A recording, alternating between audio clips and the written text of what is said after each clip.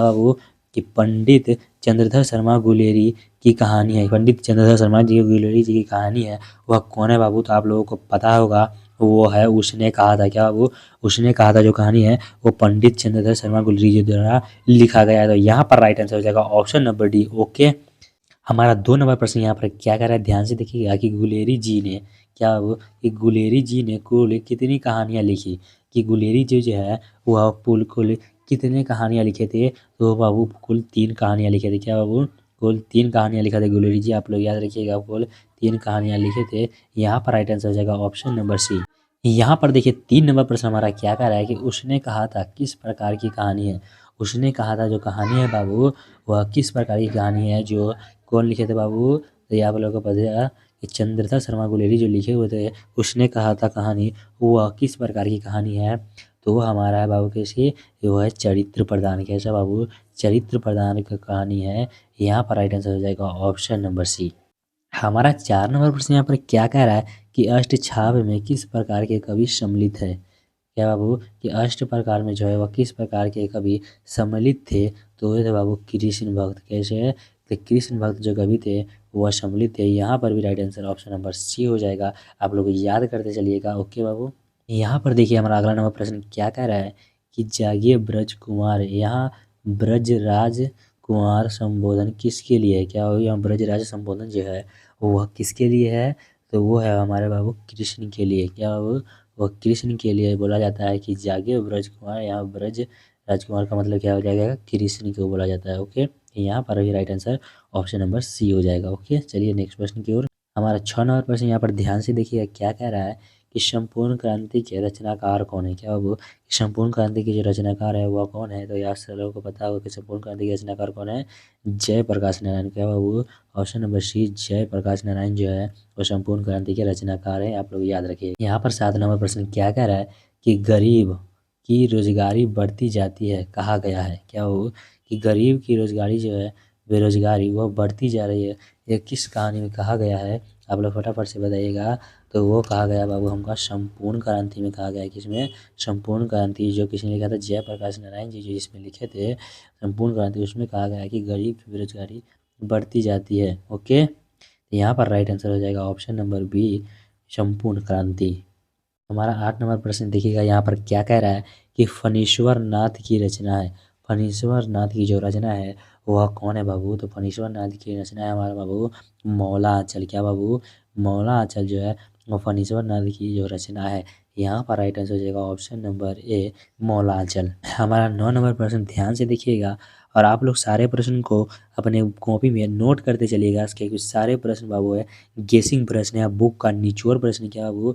ये बुक का निचोड़ प्रश्न है। आप लोग सारे प्रश्न को ध्यान से करते चलिएगा और जो प्रश्न आप लोग को नहीं आता है वो अपने बुक पे जो है वो नोट करते चलिएगा। ओके बाबू, तो यहाँ पर प्रश्न क्या कह रहा है कि क्या है कि 12वें रामायण किसकी रचना है? क्या बाबू?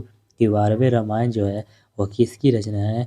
तो वो है बाबू हमारा तुलसीदास की। किसकी? तुलसीदास की। आप लोगों को पता होगा ये किसकी है? तुलसीदास की। यहाँ पर राइट आंसर हो जाएगा ऑप्शन नंबर सी। ओके बाबू, हमारा 10 नंबर प्रश्न यहाँ पर क्या कह रहा है, ध्यान से देखिए कि तुलसीदास किस काल के कवि थे। क्या तुलसीदास जो थे वह किस काल के कवि थे? आप लोग फटाफट से बताइएगा कि तुलसीदास किस काल के कवि थे। तो वो थे भक्ति काल के। किस काल के बाबू? भक्ति काल के। यहाँ पर भी right answer option number C हो जाएगा, भक्ति काल। यहाँ पर देखिए हमारा प्रश्न 11 नंबर क्या कह रहा है कि कौन से रचनाकार बिहार से संबंधित है? कौन से रचनाकार जो है बाबू वह बिहार से संबंधित है? आप लोग फटाफट से बताइएगा कि बिहार से संबंधित है वो है रामधारी सिंह दिनकर। कौन बाबू? हमारे रामधारी सिंह दिनकर जी है वह बिहारी है। ओके बाबू, तो यहाँ पर राइट आंसर हो जाएगा option number B, Ramdhari Singh Dinkar. हमारा 12 नंबर प्रश्न यहाँ पर क्या कह रहा है कि रामधारी सिंह दिनकर की काव्य रचना है। रामधारी सिंह दिनकर की जो काव्य रचना है वह क्या है बाबू? तो वो है हमारा परशुराम की प्रतिज्ञा। क्या बाबू?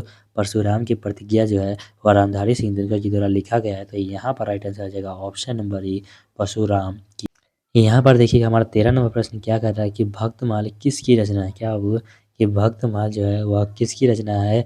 नाभादास की, तुलसीदास की, सूरदास की या कबीरदास की? आप लोगों को पता होना चाहिए कि यह किसकी रचना है। तो वो है हमारे बाबू नाभादास की। क्या बाबू?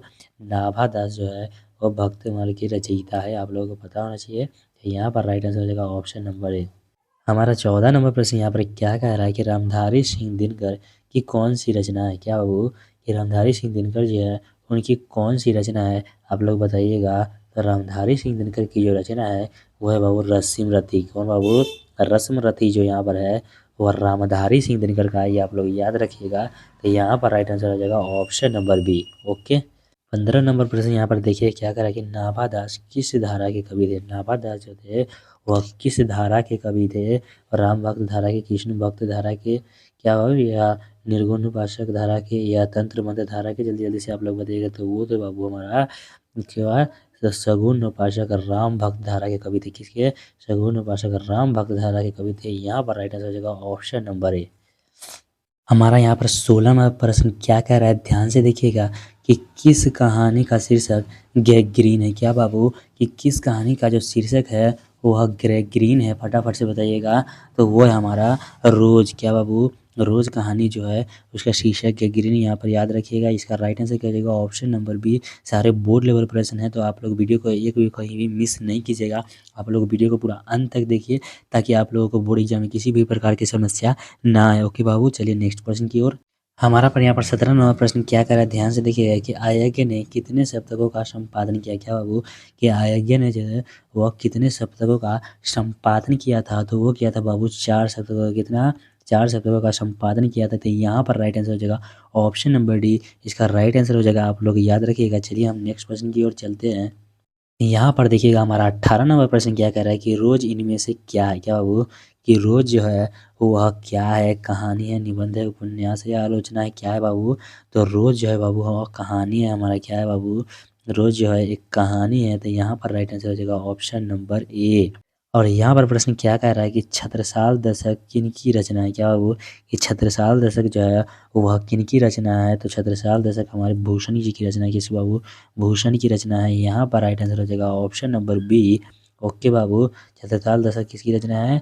तो वो है बाबू हमारे भूषण की रचना है। किसका? भूषण की रचना है, आप लोग याद रखिएगा। ओके। यहाँ पर प्रश्न क्या कह रहा है कि कवि भूषण को भूषण की उपाधि किसने दी थी? क्या बाबू कि कवि भूषण को जो है वह भूषण की उपाधि जो है किसने दिया था? तो भूषण की उपाधि दिया था बाबू कौन? तो राजा रुद्र शाह जो थे उसने किसने दिया था?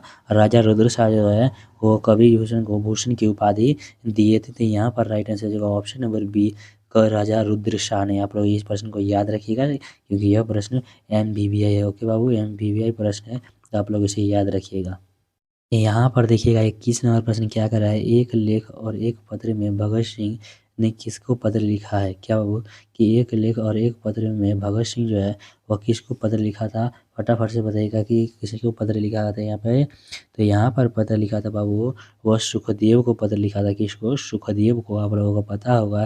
तो यहाँ पर राइट आंसर हो जाएगा इसका ऑप्शन नंबर सी, सुखदेव को। ओके बाबू। हमारा 22 नंबर प्रश्न यहाँ पर क्या कह रहा है कि भगत सिंह के पिता और चाचा किसके सहयोगी थे? कि भगत सिंह के जो चाचा थे और भगत सिंह के पिता थे वह किसके सहयोगी थे? तो बाबू तो वो सहयोगी थे लाला लाजपत राय के। किसके बाबू? लाला लाजपत राय के सहयोगी थे। ये आप लोग याद रखिएगा। ओके बाबू, ऑप्शन नंबर बी यहाँ का राइट हो जाएगा, लाला लाजपत राय।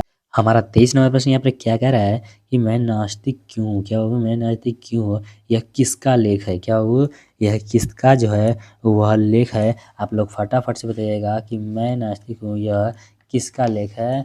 तो वो लेख है बाबू किसका? तो वह है भगत सिंह का। किसका बाबू? वह भगत सिंह जी का लिखा हुआ है। तो आप लोग इसका राइट आंसर क्या हो जाएगा? Option number A, Bhagat Singh. Okay Babu.